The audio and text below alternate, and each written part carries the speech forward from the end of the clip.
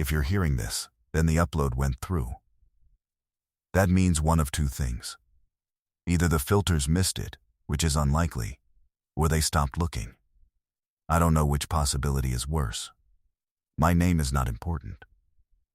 It's safer if it isn't. What matters is the badge I carried and the building I walked into every morning, thinking I was the kind of person who dealt in facts. Procedures. Checklists, threat matrices, chain of custody. Words that are meant to keep the world from sliding apart. I worked for DHS. You can stop listening now. That would be the reasonable thing. But reasonable is a story people tell themselves so they can sleep in cities built over older things. This is a record. A confession, if you want to call it that. Not the kind you make to clear your conscience. The kind you make when you've realized your conscience was never yours in the first place.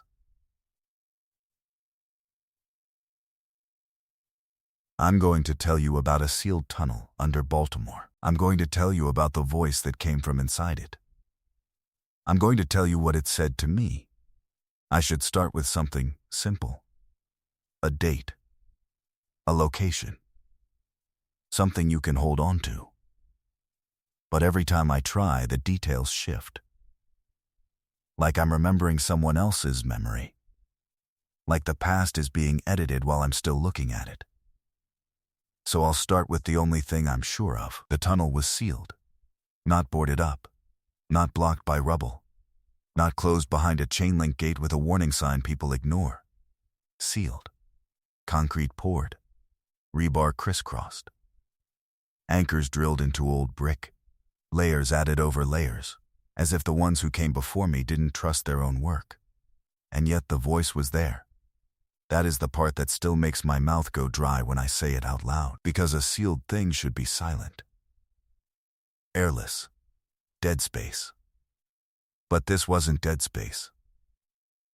The first time I heard it, I was standing in a service corridor that doesn't show up on any public infrastructure map. It was the kind of corridor you only see if your job requires you to know what's beneath the streets. Baltimore has a lot beneath it. Everyone who's worked emergency management here learns that quickly. Old utility runs. Abandoned trolley routes. Storm drains that predate modern codes. The bones of industries that collapsed and were built over instead of removed. The ground is busy with old work. The corridor smelled like wet cement and rust, and something faintly sweet that didn't belong. My boots sounded wrong, like the floor was hollow in places it shouldn't be. The light in my hand didn't seem to reach as far as it should have. And at the end of that corridor was the seal. It looked newer than everything around it, but not new. It was a slab of poured concrete that had been smoothed, then roughened, then patched again in squares like scars. Someone had pressed warning tape into the surface once. Years ago, the tape had hardened and peeled, leaving pale ghosts of letters you couldn't quite read. I lifted my radio to call it in and found the signal weak, like a storm was rolling in overhead. Baltimore was clear that day. Bright. Normal. I told myself the radio issue was the concrete. The depth. The location. The kind of excuse you give yourself when you want the world to behave properly. Then, I heard the voice. It wasn't loud. It didn't echo. It didn't come from the air behind me or the speaker of the radio. It came from inside the seal, as if someone was standing on the other side of the concrete with their lips pressed close to it, speaking directly into stone. It said my last name. Not shouted. Not demanded. Said the way an old friend might say it when they've spotted you across a room and don't want to startle you. I froze with the radio half raised. My light beam trembled against the wall. For a second, I waited for the rest of the corridor to react. For footsteps. For laughter. For the click of a prank recording. Nothing. Just the hum of ventilation somewhere far above, and my own breathing sounding too big in my ears. I remember thinking, very plainly, that it couldn't be real. Not real. Real. Not real. I remember the words forming in my head without effort, as if they were a phrase I'd practiced. I didn't answer. That's what I tell myself first. That I didn't answer. Because the moment I admit otherwise, the story changes shape. The voice spoke again. Still calm. Still close. You took the long way down. I stared at the seal. My mind went through options the way it's trained to. Someone accessing this corridor from another route. A hidden door. A second corridor. A contact I hadn't been told about. A worker whose voice carried strangely through the infrastructure. But it wasn't a worker's voice. It wasn't local. It didn't have the Baltimore edges I'd heard my whole life. It sounded flat, in a way that made it hard to place, like it had been sanded down by repetition. I stepped closer without deciding to. The light fell across the patchwork concrete, and I noticed something that hadn't registered before. Handprints. Not in the dust. In the concrete itself. Impressions, shallow and old, like someone had pressed their palms against wet cement and pulled them away too late. There were many, overlapping. Some large, some small. Too many to be accidental. I backed up. My boots scraped. The sound went thin, not real. Real. Not real. I forced myself to speak into the radio, using the code words that turned fear into procedure. Service corridor access confirmed. Unmapped seal located. Requesting verification and secondary team. Static answered me. Then a clipped voice from above, distorted. Repeat. I repeated it. My voice sounded wrong to me, like it didn't belong in the corridor.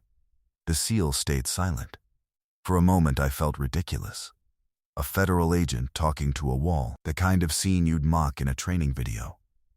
Then, very softly, the voice from inside said, "Don't bring anyone else. No threat in it. No urgency. Just a statement. Like advice given out of habit." I stood there longer than I should have. I know that now. But in the moment I was caught between instincts. The professional reflex to document, to escalate, to follow procedure, and another reflex that was older and less articulate. The kind that makes you step away from a dark doorway even when you can't explain why. I left the corridor. On the way back, the lights flickered once. Just once. And my shadow moved in a way that didn't match my steps. That night, I did what I always did when something didn't fit neatly into a report. I researched. Baltimore's underground is full of stories. People love to talk about what's beneath them. They talk about old prohibition tunnels, smuggler routes, catacombs that don't exist. They tell you about the Jones Falls and how it runs under streets you drive every day, and how sometimes, after heavy rain, people say they can hear something knocking from below. They talk about the old B&O lines, the trolley tracks that were paved over, the forgotten stations sealed behind brick. And then there are the stories no one tells directly, the ones you only catch at the edge of other conversations, the ones that make people lower their voices without knowing why. A sealed place. A voice. Names spoken where names shouldn't be known. I found a thread on a local forum, half joking, half serious. People arguing about a tunnel that supposedly connected an old hospital to the harbor. Someone mentioned it being sealed after a collapse. Someone else said it wasn't a collapse. It was a decision. One commenter wrote, "It wasn't empty." Another replied, "Everyone knows the city has a mouth." I shut my laptop and sat in the dark living room for a long time, listening to the normal sounds of my building. Pipes settling, an elevator cable humming, a neighbor's television muffled through walls. Normal sounds.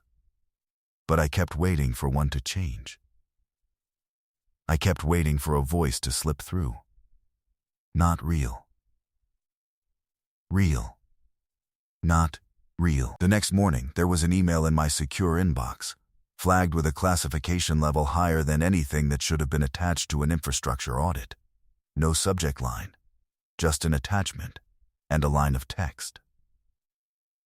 Do not return to Site B without clearance. Site B was not a location I had listed in any of my reports. I opened the attachment. It was a scanned document, old, typed on paper that had been copied too many times. The heading was an acronym from an agency that no longer exists. Below it, a single paragraph, and then a name. My name, not printed, handwritten, in ink that looked fresh. I stared at it until my eyes started to burn. Then I did something I still can't explain. I went to the bathroom mirror and practiced saying my own last name out loud, just to hear it in a normal room, in normal air, without concrete pressed against it.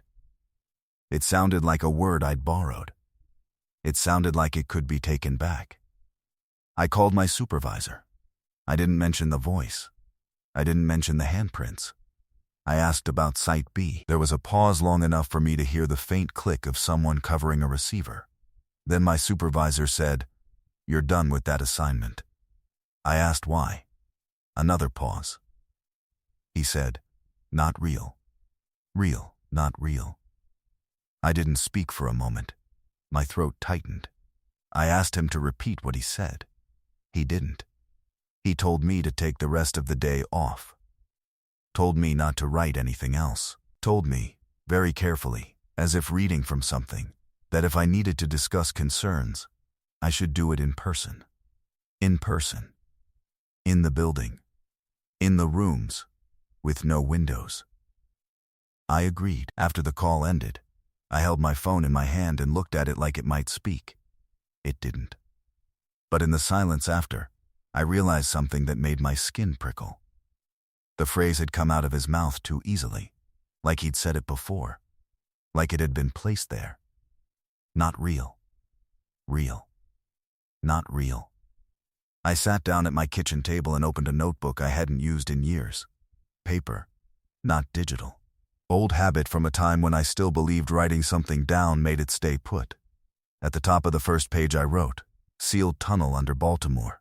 Underneath I wrote, "Voice knew my name." Then I paused. My pen hovered. And without meaning to, I wrote the next line in a different handwriting than my own. "You took the long way down." I stared at it until my fingers went numb, until the pen slipped and hit the table with a soft, final tap. I didn't remember writing it, but it was there. Ink still wet enough to shine. I tried to treat it like contamination. That's the word we use when something invisible gets into a clean space. Not poison, not infection. Contamination. It sounds manageable. It implies protocols. It implies you can isolate the affected area and keep the rest of your world intact. I tore the page out of the notebook and held it up to the light. The line I didn't remember writing stared back at me. Same ink. Same pressure. Different hand. "You took the long way down." I checked my fingers for ink stains, like that would prove something. I washed my hands twice. Then I washed them again, slower, watching the water run clear, watching the skin go pink with friction. When I looked up, the mirror above the sink held my face the way it always had, but my eyes looked too alert, like I'd been woken abruptly from a dream I couldn't describe. Not real. Real.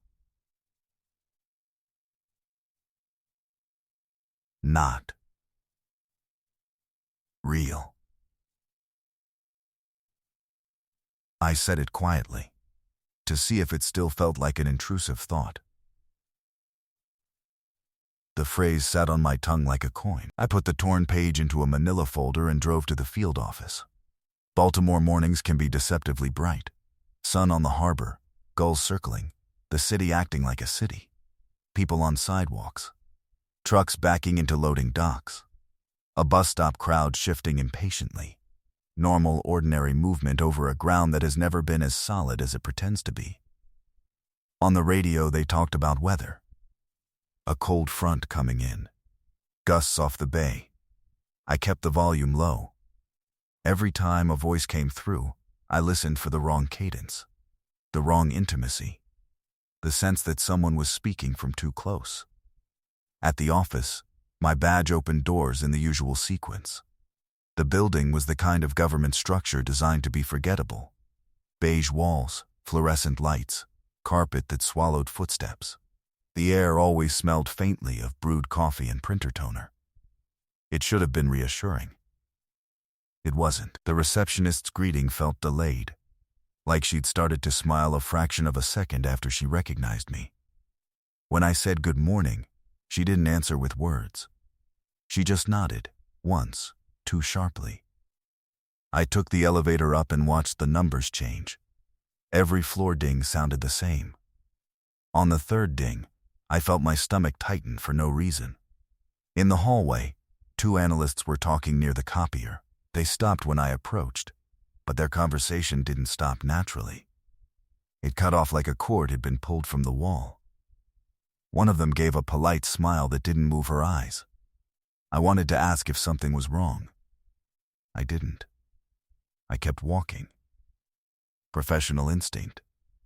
Don't expose uncertainty in the open. My supervisor's door was shut. His office was dark except for a line of light under the frame. I knocked. Silence. I knocked again. The doorknob turned without anyone saying, "Come in." Inside, he was sitting at his desk, hands folded, posture too straight. He didn't look up until I closed the door behind me. When he did, his expression was the one he used in meetings where no one was allowed to joke. "You're here early," he said. "You told me to come in person." I watched his face as I spoke, looking for any sign of recognition when I mentioned the tunnel. He didn't give me anything. His gaze stayed steady, but something behind it felt distant, like he was watching me through glass. I placed the manila folder on his desk. I didn't slide it toward him. I set it down carefully, as if it might react. "I received an email," I said. "It mentioned Site B." He didn't reach for the folder. His fingers stayed interlaced. "There is no Site B," he said. I blinked. "You just used that term yesterday." He inhaled slowly, and for a moment I thought he might actually engage, might explain. Instead, he said, "Your audit assignment has been reassigned. You are not to return to that corridor." I opened the folder and took out the torn page. I didn't show it to him yet. I just held it between my fingers. Before I found the seal, I said, "I heard something." His eyes flicked to the page, then back to my face. The movement was small, but unmistakable. Recognition, not surprise. Recognition. I lowered my voice instinctively, though we were alone. "A voice," I said, "from behind the concrete." He didn't react outwardly, but I saw his jaw tighten, and I saw, very briefly, the flicker of someone who wants to look away and refuses to. "Don't say it here," he said. "Say what?" He leaned forward slightly. His tone was still controlled, but there was a strain in it now, like he was holding a door shut. "Don't repeat what it said," he told me. The air in the office felt heavier. The hum of the fluorescent light overhead became noticeable, an electrical buzz that seemed to press against my skull. I looked down at the page in my hand, the different handwriting, the wet-looking ink that had no business being wet anymore. "I didn't answer it," I said, and felt my stomach twist as the sentence left me. The need to convince him.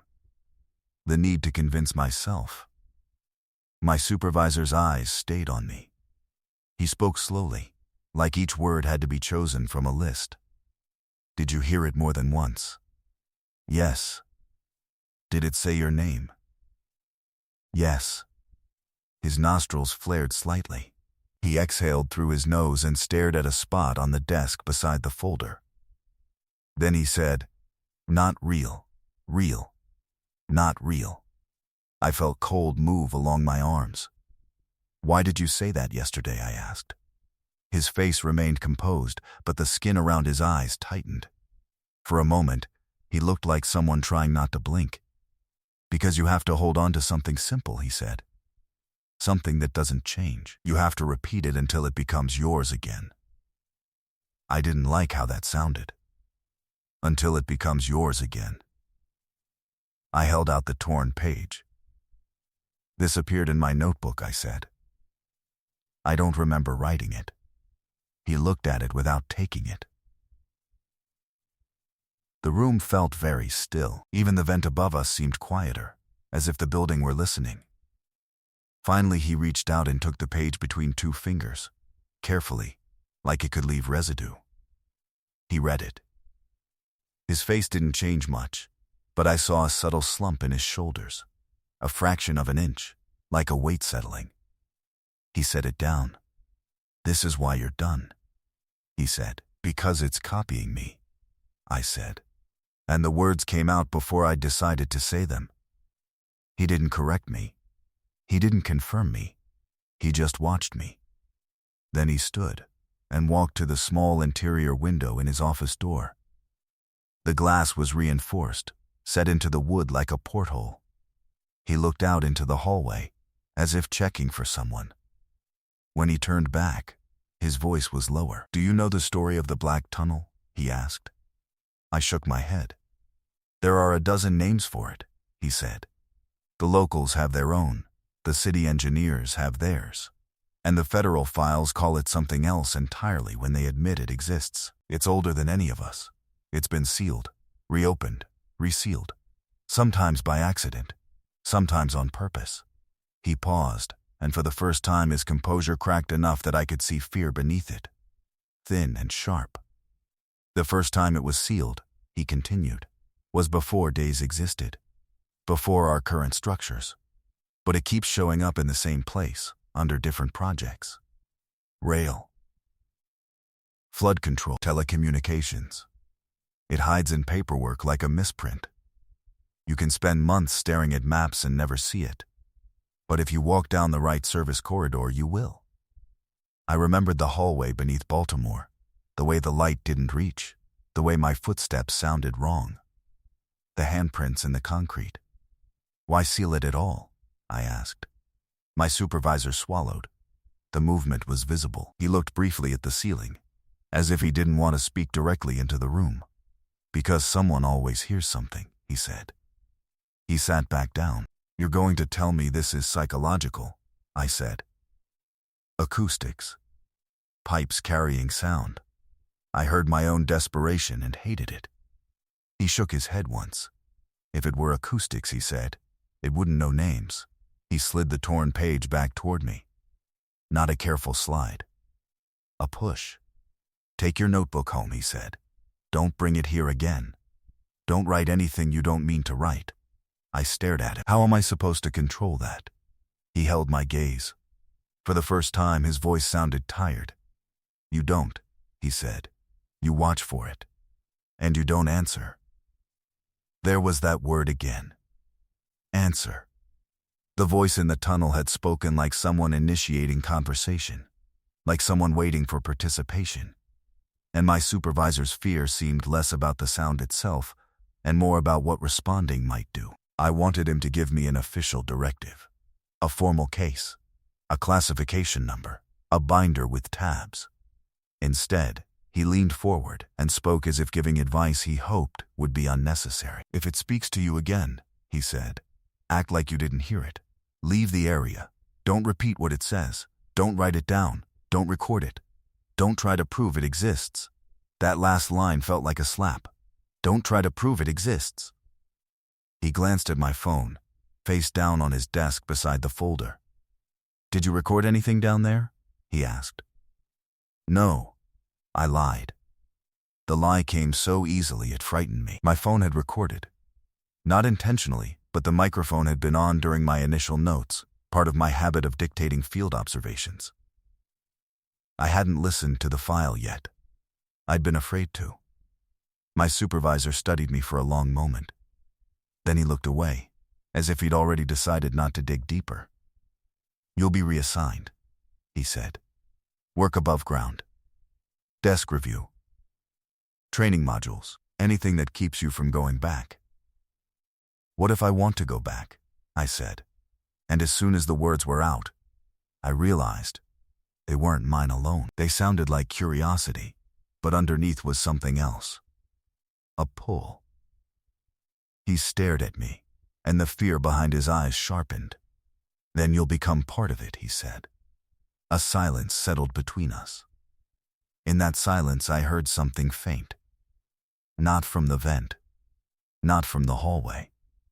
From the empty space behind my supervisor's desk, where the wall met the floor, a tiny sound, like a breath taken too close to a microphone. My supervisor's eyes flicked downward. I stood up so fast my chair legs scraped the carpet. He didn't ask why. He didn't pretend he hadn't heard it. He just said, very softly as if reminding himself, "Not real. Real. Not real." I backed toward the door. My hand found the knob. For a moment I hesitated, because the idea of stepping into the hallway felt worse than staying in the office. Then, from somewhere low and close, a voice that was not my supervisor's said my last name again. It was quiet. It was patient. It sounded like it had been waiting for me to stop believing in sealed walls. I don't remember walking out of the office. I know I did, because I was suddenly outside, standing on the sidewalk with the city moving around me like nothing had shifted. Cars passed. Someone laughed across the street. A delivery truck hissed as it braked. Normal sounds, stacked on top of one another in a way that should have grounded me. Instead, they felt staged. Too well timed, like noise placed deliberately to cover something quieter underneath. I stood there longer than I should have, my badge still clipped to my belt, my hand still curled as if it expected to be gripping a doorknob. When I finally moved, it wasn't toward my car. I walked without choosing a direction, letting the city carry me. Baltimore has layers you can feel if you pay attention. The surface layer, all brick and traffic and weather. Beneath that, something slower, older, the weight of repetition. Streets that have been rebuilt so many times they no longer remember their original purpose. As I walked, I became aware of how often I passed grates, storm drains, subway vents, utility access covers, dark slits at curb level that breathed out warm air no matter the season. I'd walked past them my entire life without thought. Now each one tugged at my attention, as if it were a mouth half open, waiting. Not real, real, not real. I repeated it silently, syncing the words to my steps. It helped, a little. It gave my thoughts a rhythm. By the time I reached my car, my phone buzzed. A text message. Unknown number. "You left your notebook open."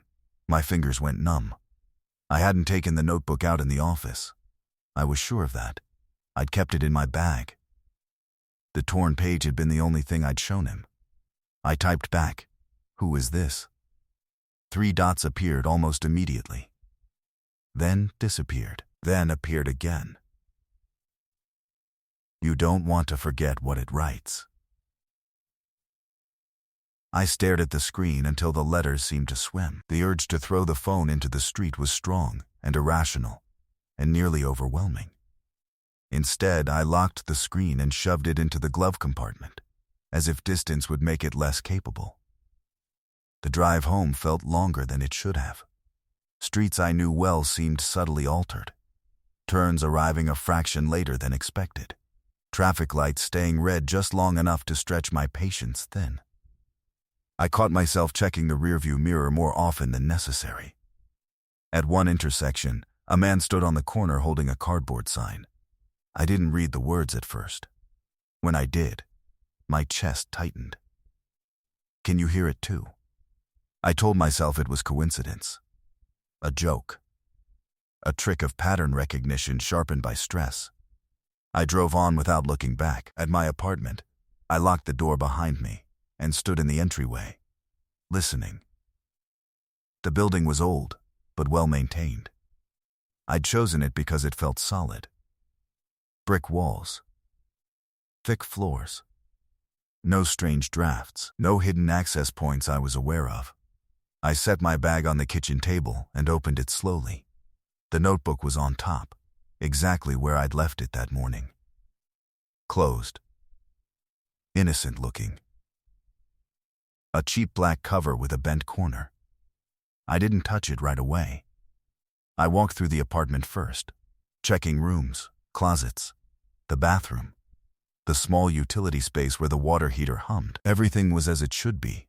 No signs of intrusion, no open windows, no unfamiliar smells. Back at the table, I sat down and opened the notebook. The first page was the one I'd written that morning. The heading. The line about the voice knowing my name. Below it, more writing had appeared. Not paragraphs, not even sentences. Short lines, stacked one beneath the other, written in that same unfamiliar hand. You walked past it every day. It listened. It learned. Sealed doesn't mean alone. My throat tightened. I flipped the page. The next page was worse. It was a rough sketch. Crude, but recognizable. A corridor narrowing toward a concrete wall. Patchwork squares. Handprints pressed into stone. Above the drawing, one sentence. You stood closer than you think. I closed the notebook hard enough to make the table rattle. Not real. Real. Not real. I said it out loud this time. My voice sounded small in the apartment. I picked up the notebook and carried it to the bathroom. For a moment I considered flushing it, tearing pages out and feeding them into the toilet until there was nothing left but pulp. The idea brought a flash of relief so sharp it scared me. Instead, I turned on the faucet and ran water over the cover, over the edges of the pages. The ink bled slightly, blurring at the margins, but the words didn't disappear. They soaked into the paper like they'd always been meant to be there. I stopped the water. That was when I heard it again. Not from the walls, not from the pipes, from the notebook itself, resting in the sink. A sound like breath drawn through damp paper. I dropped it and stumbled back, my shoulder hitting the doorframe. The notebook lay there, pages splayed, water pooling around it. The voice didn't speak this time. It didn't need to. Its presence was enough. The sense of being addressed without words. I backed out of the bathroom and closed the door, pressing my palm flat against the wood. My heart hammered. I listened for movement, for the scrape of paper, for anything that would confirm what I was experiencing. Nothing. Silence, thick and heavy. I spent the rest of the evening sitting on the couch with all the lights on, the television murmuring low without my attention. I didn't eat. I didn't check my phone. I kept my eyes on the bathroom door, half expecting it to bow inward. At some point, exhaustion crept in, the kind that dulls panic into something more manageable. I told myself I'd imagine the sound, that stress had filled in the gaps, that I needed sleep. I woke sometime after midnight to the feeling that someone was standing in the room. I lay still, heart racing, eyes fixed on the dark. The television was off. The lights were off. I didn't remember turning them off. Moonlight filtered through the blinds, casting bars across the floor. The bathroom door was open. I hadn't opened it. I listened. From the direction of the bathroom came a faint sound, rhythmic and soft. Like pages being turned, very carefully, one at a time. I squeezed my eyes shut. Not real. Real. Not real. The sound stopped. A moment passed. Then, another. My phone buzzed on the coffee table. I didn't reach for it. I watched it light up the room instead, the screen illuminating the ceiling. A message preview appeared. We don't write unless you're listening. My chest felt tight, like something had settled there and refused to move. I sat up slowly. The apartment felt different now. Smaller. As if the walls had leaned in while I slept. I became acutely aware of the space beneath the floorboards, of the hollow places that let sound travel. I thought of the corridor under Baltimore, the way my footsteps had sounded wrong, the way the voice had spoken like it knew my habits. I picked up the phone. There were more messages now, stacked beneath the first. You didn't answer before. You will. The final message was sent seconds earlier. You always do. I threw the phone across the room. It hit the wall and clattered to the floor, the screen going dark. For a long time, nothing happened. Then, very gently, from the bathroom, the voice spoke again. Not through stone this time, not through concrete, through air, closer than it had ever been. It said my last name, the way you say someone's name when you're standing just behind them, close enough that they can feel your breath. I didn't turn around. I didn't respond. I sat there, shaking, listening to the sound of something moving paper in the dark. And I realized with a slow, sinking certainty that whatever had been sealed under Baltimore had learned how to follow. I didn't go to work the next day. I sent a single message to my supervisor from a public terminal at a library 3 neighborhoods away. A vague reference to illness. Nothing that could be misread as distress. Nothing that could invite questions. He replied with one sentence. Take your time. No punctuation. No follow-up. I didn't know whether to feel relieved or exposed. I left my phone behind in the apartment. I turned off my laptop. I took the notebook, wrapped it in 2 plastic grocery bags, and put it in the bottom drawer of a filing cabinet I hadn't opened in years. I told myself that if it couldn't see me, if it couldn't hear me, it would lose interest. That was my first real mistake. Baltimore during the day is loud enough to feel protective. Construction noise, sirens, the constant overlapping conversations of people moving with purpose. I walked for hours, letting the city's surface sounds fill my head. I went to places that felt anchored. A courthouse, a hospital lobby, a museum where children's voices echoed off marble floors. I sat on a bench near the inner harbor and watched boats move in predictable patterns. Everywhere I went, I listened for it. I didn't hear the voice, not directly. But I began to notice other things instead. People hesitating mid-sentence, as if they'd forgotten what they were about to say. A man on a phone call, repeating the same phrase 3 times without realizing it.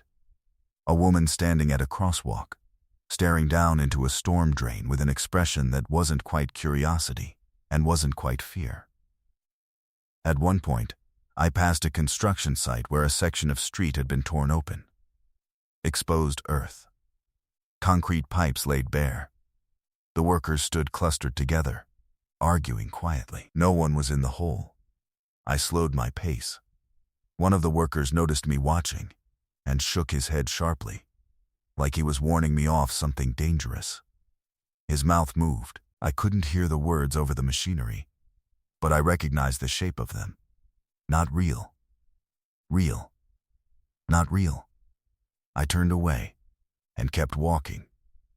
By late afternoon, the exhaustion returned, heavier this time. I realized I'd been holding my breath more often than not. When I finally went back to my apartment, the building felt colder than it should have, like it had been empty longer than a single day. The bathroom door was closed. I stood in the entryway and stared at it. I was certain I'd left it open. I told myself that memory is unreliable under stress, that this was just another small thing my mind was amplifying.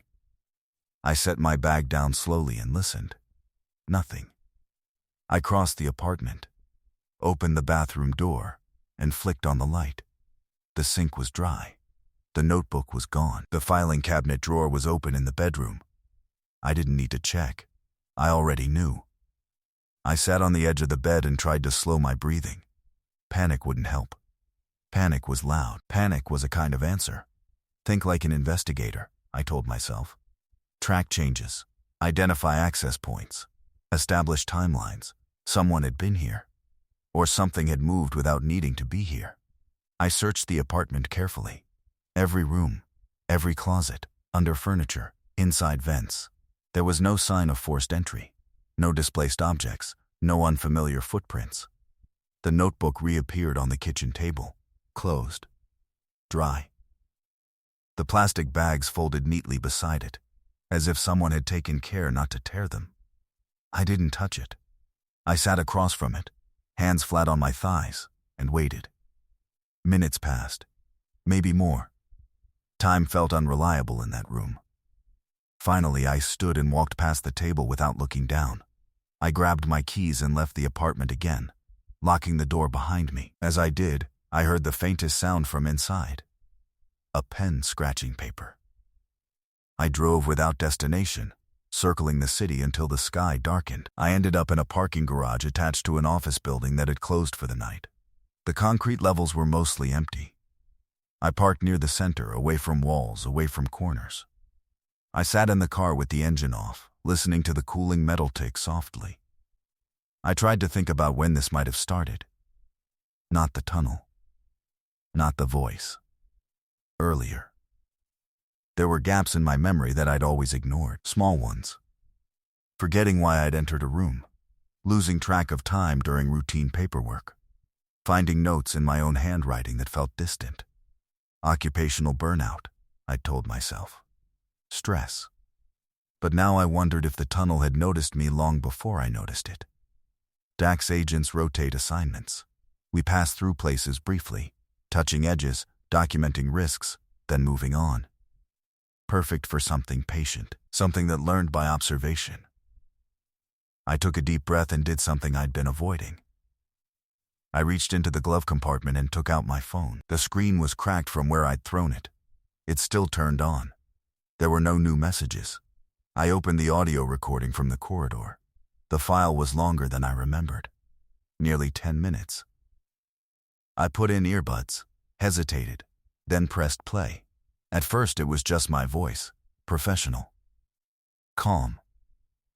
Dictating observations about the corridor dimensions, the seal composition, the lack of mapping data. Then there was a pause.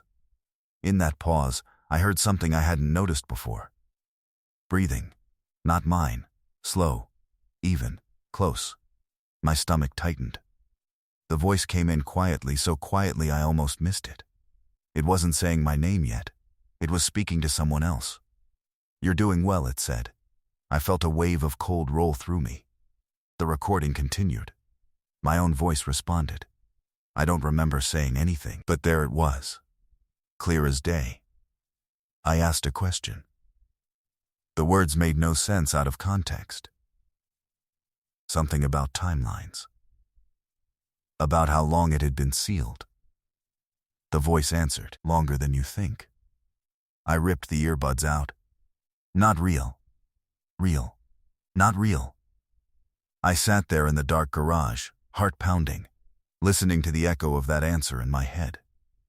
The worst part wasn't that the voice had spoken. It was that I had engaged. That I had answered without remembering doing so. That something had learned not just my name, but my cadence. My professional habits. The way I framed questions. The recording ended with a sound I couldn't identify at first. A low vibration. Not mechanical.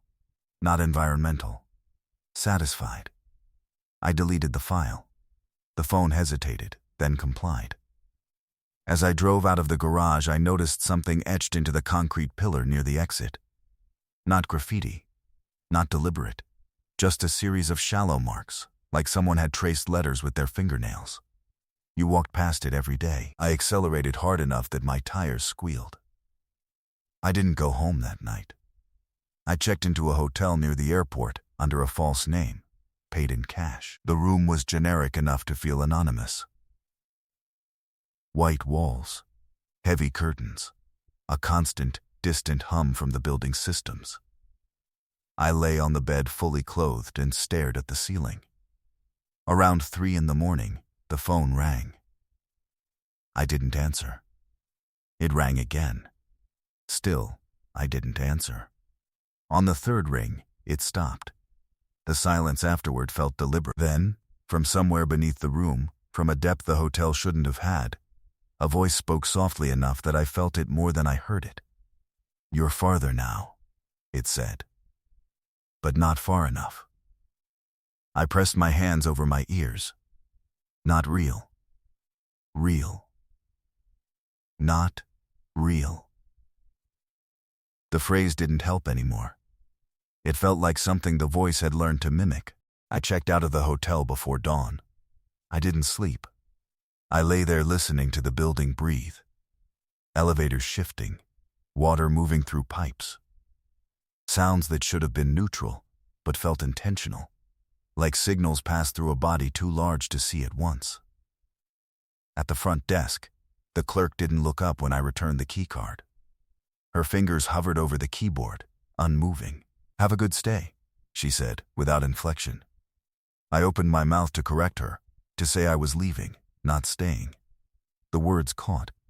Something about the phrase felt wrong, like it had already been used elsewhere. Outside, the air was cold and clean in a way that almost hurt.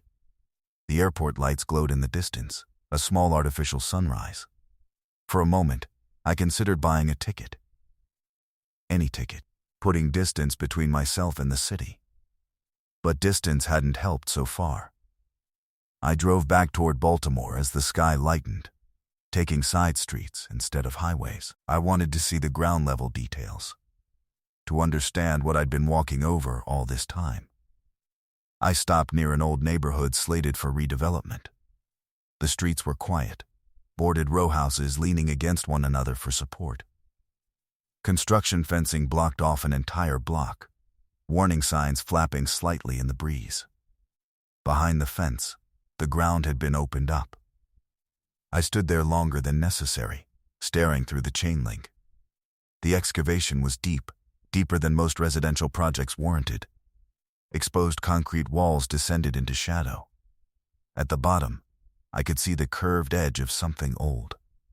A tunnel. Not the same one. Or maybe it was. It was hard to tell.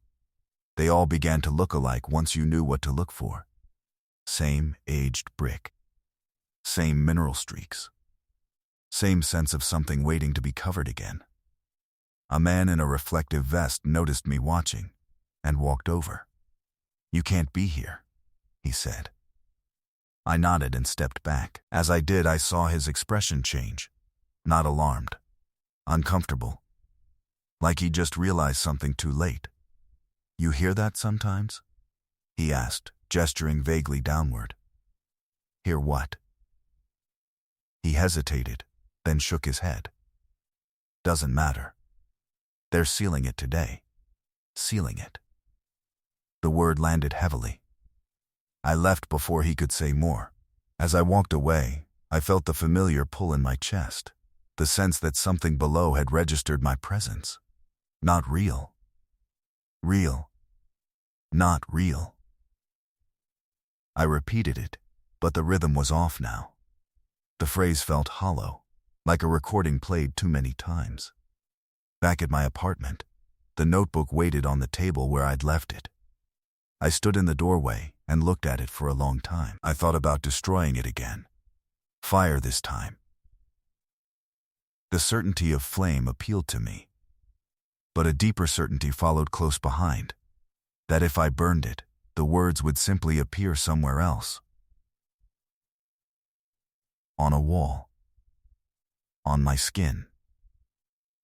In my head. I sat down and opened it. New pages had been filled. Not in order, not sequentially. Random pages throughout the notebook bore writing now. In different inks, different pressures, different hands. Some looked like my own. Some didn't. Fragments. You listen better underground. The city remembers who walks it. Names sink. One page was just a list of dates stretching back decades. Besides, some of them were initials. Agencies. Others were blank, as if waiting. I flipped until I found a page near the middle that had been torn out long ago, leaving only a rough edge. Written along that edge, carefully fitting the space, was a sentence. "We keep what answers." My phone buzzed on the table. I stared at it, dread coiling tight. I hadn't given the number to anyone new. I hadn't logged into anything. The screen lit up. No number this time, just text. "You don't have to run." I typed back before I could stop myself. "What do you want?" The reply came instantly, to finish the conversation. My fingers hovered over the screen. Every instinct screamed not to engage. But the truth pressed in around that instinct, heavy and undeniable. I already had. I typed. "Where are you?" There was a pause, longer than usual, enough time for hope to flicker. Then the phone vibrated again. "Everywhere you walk above us." The plural caught my attention. "Us." I swallowed. "What are you?" Another pause. This one stretched, thin and uncomfortable. Then the answer came. Not as text, but as a sound. From the floor beneath my feet. A low murmur, like many voices layered too closely together. Not speaking words, but shaping them, testing how they felt in air. I backed away from the table, my heel catching on the rug. The notebook slid slightly as if nudged by a draft. The murmur rose and fell. Not louder, just more present. I thought of the dates in the notebook. The initials. The blank spaces. Missing people weren't always taken all at once. Sometimes they were diluted. Spread thin. A little voice here, a habit there, a phrase repeated until it stuck. I grabbed the notebook and shoved it into my bag. If it wanted proximity, I would control where that proximity happened. I drove toward the water. The harbor was gray and restless, the surface broken by small waves. I stood at the railing and looked down, imagining the tunnels beneath, the old drainage systems feeding into the bay. You hear stories about things that live in water, about voices that lure, about reflections that move wrong. This felt older, heavier. I opened the notebook one last time. The final page was blank. I waited. The pen in my bag shifted. I didn't take it out. I spoke instead, my voice low, steady the way I'd been trained. "This ends now," I said. The water rippled. From beneath the pier, from a place where sound should have been swallowed, the voice answered, not rushed, not angry. It never does. I felt the pull again, stronger this time. Not toward the water, downward. Toward the spaces no one looks at for too long. I closed the notebook and zipped the bag. People passed behind me, laughing, unaware. Above us, the city went on. Below, something listened. And waited for me to come closer again. I went back underground, because it was already there. That's the part people never understand when I try to explain it, even now, even knowing how it sounds. They assume I made a choice. That curiosity or arrogance pulled me downward. That I believed I could confront it, contain it, finish something. But by the time I descended again, the decision had already been made somewhere else. The city had shifted around me in small, undeniable ways. Routes I'd walked for years now bent subtly toward access points. Detours led me past maintenance doors I'd never noticed. The ground-level world felt less solid, like a thin skin stretched over something restless. I began to notice how often people avoided looking down. At sidewalk grates, at cellar doors, at stairwells descending into subway platforms. Their eyes slid away instinctively, as if the city itself had trained them. I stopped fighting the pull when I realized it wasn't leading me somewhere new. It was leading me back. The corridor was easier to find this time. No hesitation, no uncertainty. I walked the service route like someone following muscle memory. My badge still opened doors. My clearance hadn't been revoked yet, or maybe it no longer mattered. The lights flickered as I passed, not failing, just acknowledging. The air grew cooler the deeper I went. The smell of damp stone returned, layered with that faint sweetness I still couldn't name. My footsteps sounded hollow again, but this time I didn't slow down. Not real. Real, not real. The phrase surfaced on its own, weaker now, like a habit that had outlived its usefulness. When the sealed wall came into view, I stopped. It looked different. Not broken. Not cracked. Changed. The concrete had darkened in places, as if it had absorbed moisture from the inside. The patchwork scars seemed less rigid, their edges softened. The handprints were clearer now, more defined, like the wall had been waiting for light. I stood close enough to feel the cold radiating from it. I didn't call for backup. I didn't record notes. I waited. The voice didn't make me wait long. "You came back," it said. It didn't use my name this time. It didn't need to. I felt the words not just in my ears, but in my chest, vibrating lightly, as if the sound had traveled through the structure before reaching me. I didn't answer. That mattered. Once. Now, the silence felt expected. We wondered how long it would take. The voice continued. "You stayed above longer than most." The plural again. I leaned my forehead against the concrete. It was colder than I expected. Solid. Real. "Tell me what you are," I said. The words came out steady, professional, the way I'd asked questions my entire career. The wall was quiet for a moment. I imagined something on the other side, considering how to phrase the answer. "We are what stays," it said finally. Images flickered at the edges of my thoughts. Not visions. Impressions. People moving through corridors. Different eras.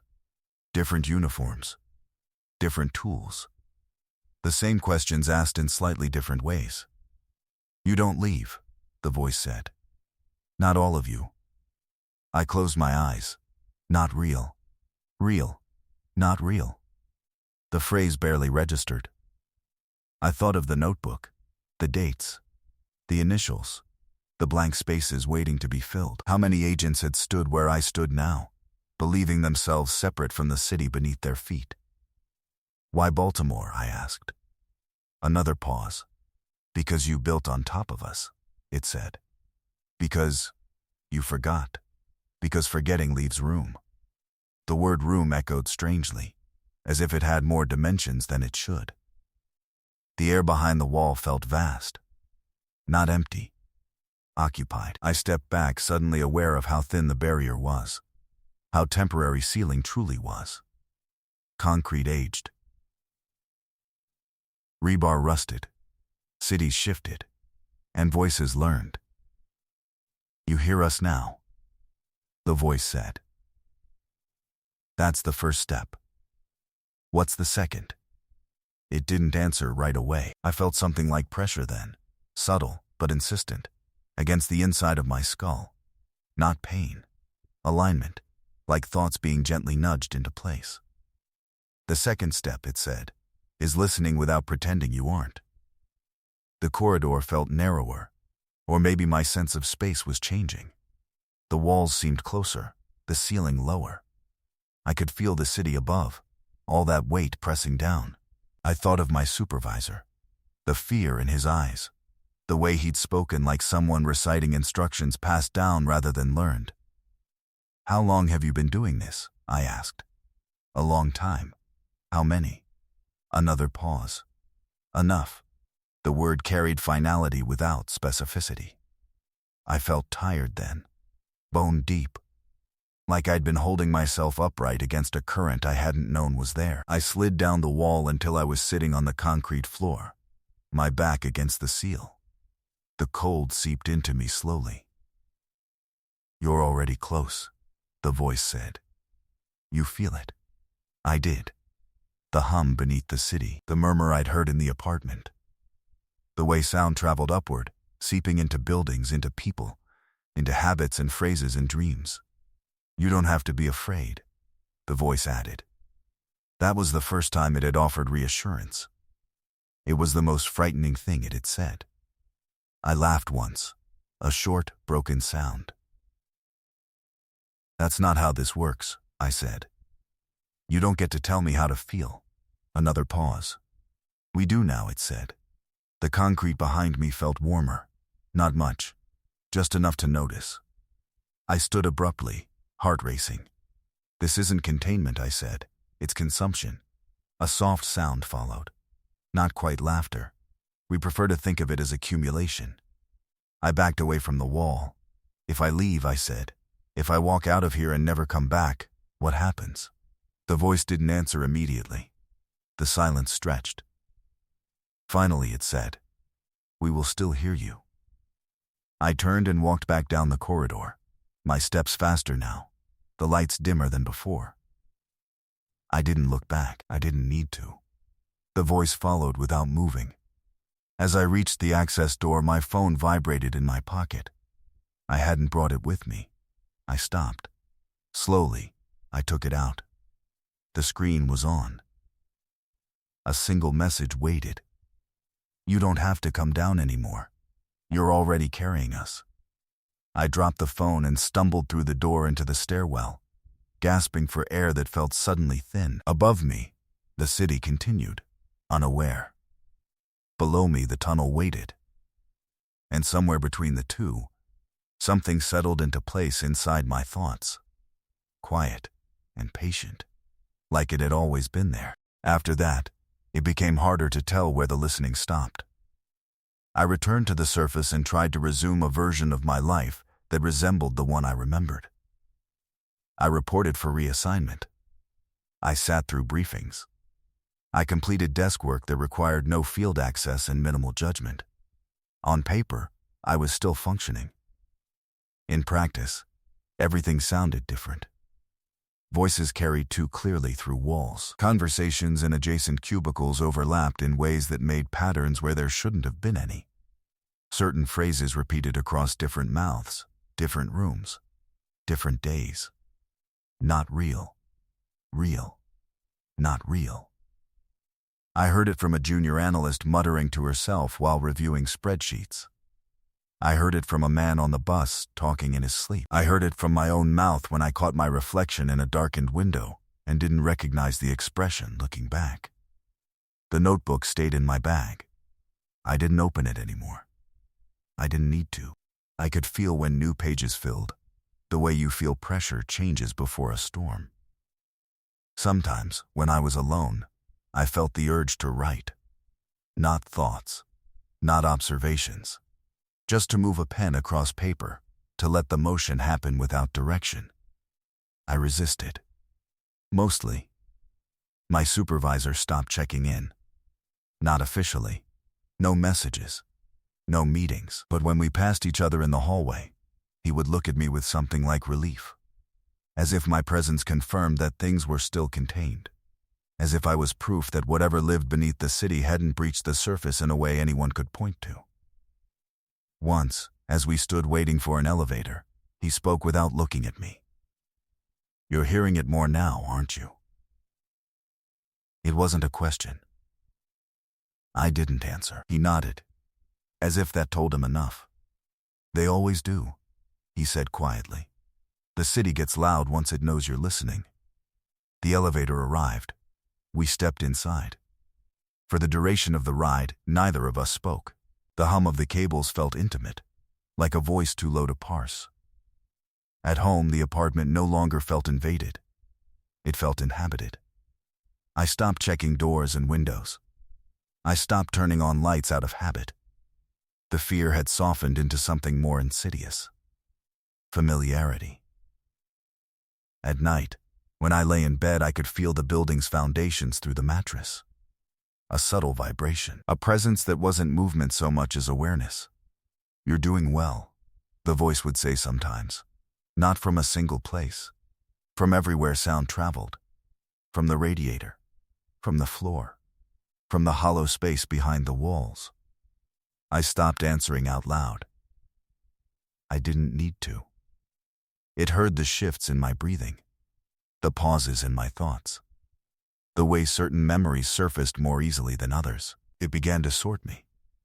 I noticed changes in what I remembered. Faces blurred. Names detached from stories. Events lost their edges. But certain details sharpened unnaturally. The layout of underground corridors. The smell of damp concrete. The way sound curved in enclosed spaces. I dreamed of maps. Not the kind drawn on paper. Maps made of pressure and echo. Of routes traced by repetition rather than distance. In the dreams, I moved easily through spaces that didn't exist above ground. navigating by feel alone. When I woke, my hands sometimes ached, as if I'd been pressing them against something cold for hours. I stopped sleeping in my bedroom. The bed felt too far from the floor. I began sleeping on the couch instead, closer to the building's core. The first night I did, I slept through without waking, deeper than I had in weeks. When I woke, there was a new message on my phone. "Thank you." I stared at it for a long time. "For what?" I typed.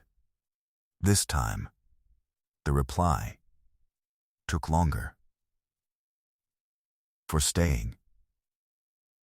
I thought about the people who disappeared quietly, the ones whose cases went cold without headlines, the ones folded into statistics, into initials on forgotten lists. I thought about the notebook, the dates stretching backward, the blank spaces waiting.